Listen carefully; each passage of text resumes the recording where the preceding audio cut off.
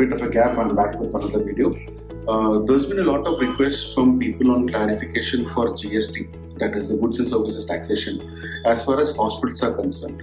So it is, a lot of hospitals think that they are not covered under GST, they don't have to take GST. But the thing is, we as healthcare practitioners and hospital owners, we normally end up dealing with both. That is, there are many services which are GST exempted in healthcare, but there are few services which are GST applicable.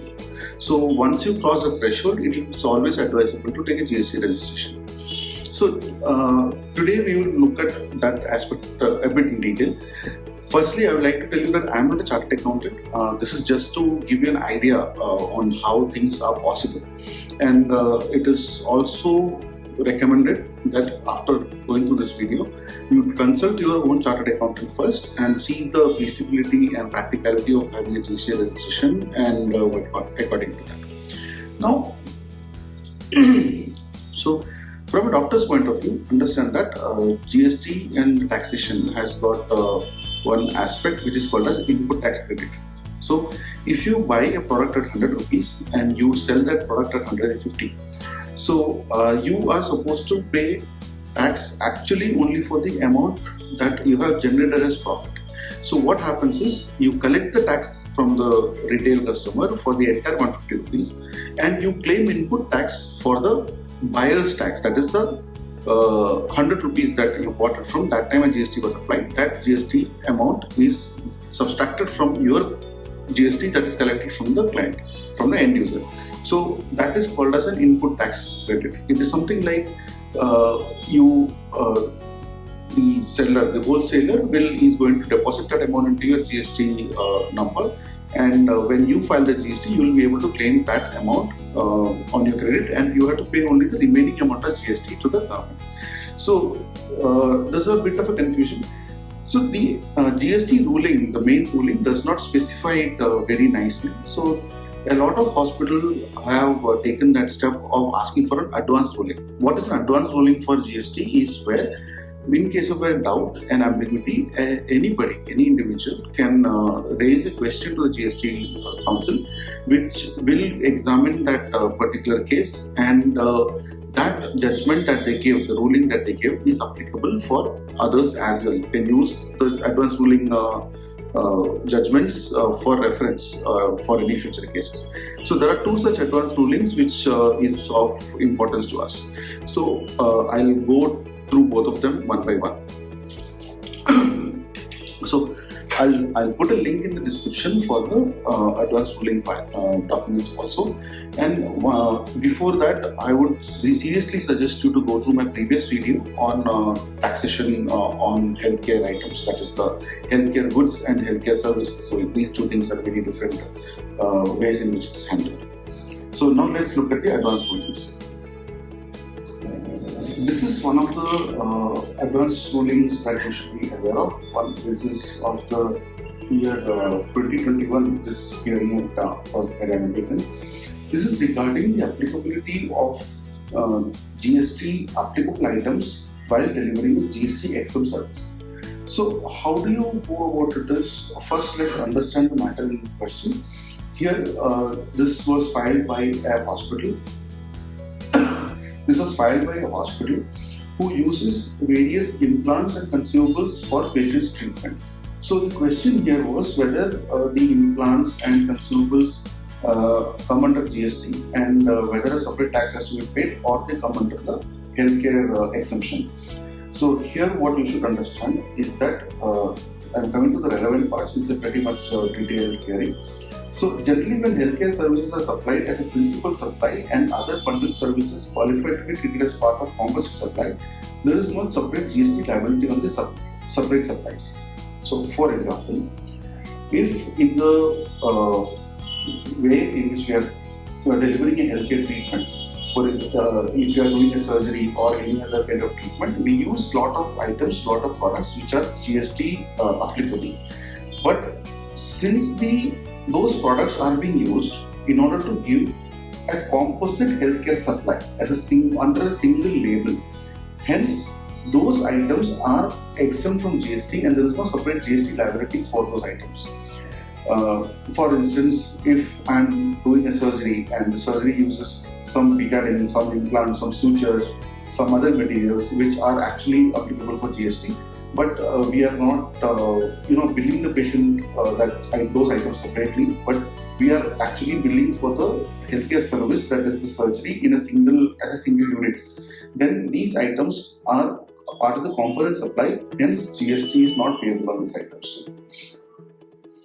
Whereas, however, when the medicine is supplied to outpatients outside us, so if we separately hand over a bottle of betadine or a suture or anything, any of those items per se to an individual for a patient who is in the pharmacy, that time these items comes under the GST and GST will be applicable at the applicable rate. So this is the basic rule under which this entire case is examined. So here, coming to the relevant part again. So when a patient undergoes a surgery where the implant is automatically a part of the surgery, where the patient does not have an option to choose the implant, does not have a variation. So there are some items which the doctor chooses and is essential for the treatment, like the suture or the other medicines that we use for a surgery, even the drugs used for anesthesia, maybe the endotracheal tube that we use. So these are decided by the healthcare provider and it is essential for the performance of the healthcare service. So in those cases, a separate tax applicability is not there for those items. But however, in cases where the items are chosen by the patient and separately billable, one of the examples would be cardiac stents or orthopedic implants like knee replacement implants or intraocular lenses for cataract surgeries. These are cases where the patient is given a choice of the implant. So in such cases, a separate GST invoice for those implants are supposed to be given. Here it does not come in the part of the component supply because the patient makes a choice whether he wants this implant or this stent or this IOL. So in those cases, when that surgical procedure, the implant is variable, then and according to the choice of the patient, then that particular implant or stent is under the ambit of GST. When it's a package case, for example, we have a knee replacement surgery package for costing 1.5 lakhs total, including the implant and all the services, then it is taken as a composite supply option. So here it is a composite supply saying that the entire charges will be billed as a single unit and it's a healthcare service.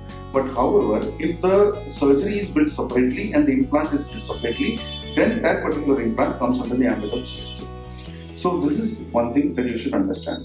So because of this reason, if your hospital practices in the way that a lot of multiple options and multiple capabilities, multiple device options, then you should be always ready to have a separate GST registration, which can give you a better outcome on that.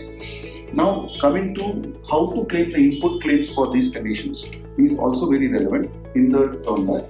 So understand that when a hospital is registered with GST, so they have to do the filings. Okay, when you regularly do the filings, one question is whether we will get the input tax credit. That also is very well explained in another ruling by GST Council. Here I will show you one ruling which is dated 2020. Here the question was that a hospital has got a pharmacy and that particular pharmacy is supplying medicines for their inpatients as well as outpatients. So how to claim the input tax credit was the questions raised, and here it gives a very clear-cut formula which says GST paid on common purchase for medicines in the month on a specific month into turnover of taxable outpatient medicine supply divided by the total turnover of pharmacy, that is inpatient plus outpatient. So here what happens is if you in a given month, if you got 1 lakh rupees as input tax credit on your purchases, and in the same month you did around 75% of your sale was on GST exempt supplies, that is the inpatient supply, whereas 25% was in the outpatient supply. So here you cannot claim the entire input tax of 1 lakh. You will be able to claim the input tax for that 25% of only. So out of that 1 lakh input tax that you have received, 75% will be surrendered back to the government. 25% input tax credit you are allowed to claim, and this is called as proportionate input tax. So this order clearly specifies how to handle these kind of cases. Here it is basically the hospital is undertaking composite supply as well as individual supplies. So the ruling is pretty much clear, and here the input tax credit is taken in such a way that it is proportionate to your turnover. So in terms of an eye hospital, just imagine an eye hospital which has got a single GST registration for its optical counter, its pharmacy as well as the hospital per se. So here what happens is, if the hospital does a turnover of around 15 lakh, or sorry, for easier calculation, let's put it at 10 lakhs per month. So out of that 10 lakhs per month, how much is the GST applicable sales and how much is the GST exempt sales? So when I say GST exempt sales, that is the consultation fee, room rent, the surgery charges. So those kind of things are GST exempt services.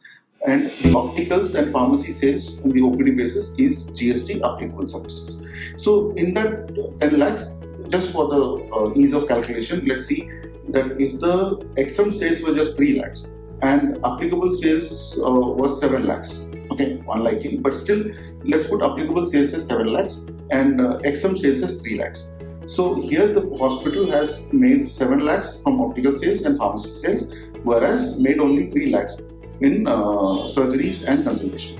So if that hospital got around 1 lakh in terms of input tax, then the hospital can take 70,000 out of it as input tax credit, whereas 30,000 the hospital is supposed to surrender it back to the government as non-applicable. So this is very simply how you calculate proportionate. Now, few hospitals don't want to enter into this, confusing system. So what they do is they tend to keep their pharmacy as a separate business entity, opticals as a separate business entity, and the hospital as a separate business entity.